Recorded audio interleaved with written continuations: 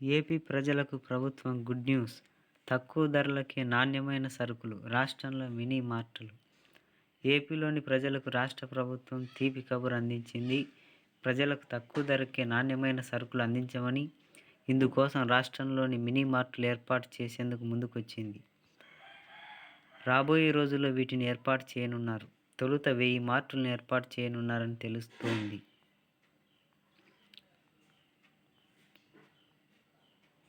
AP ప్రభుత్వం మరో కీలక నిర్ణయం తీసుకుంది.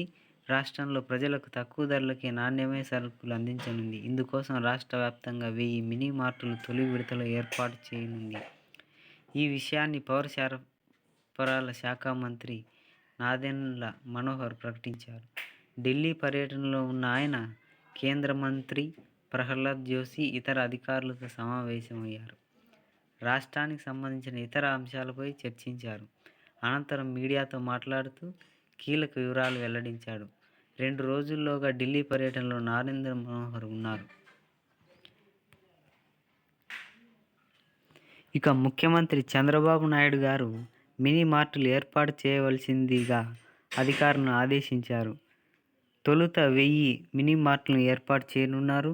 దాంట్లో తక్కువ ధరలకే సరుకులు అందించనున్నారు. ఇందులో మిల్లెట్స్, ప్రజల ఆరోగ్యాన్ని దృష్టిలో ఉంచుకొని అందులో అనేక వస్తువులను చేర్చడం జరిగింది.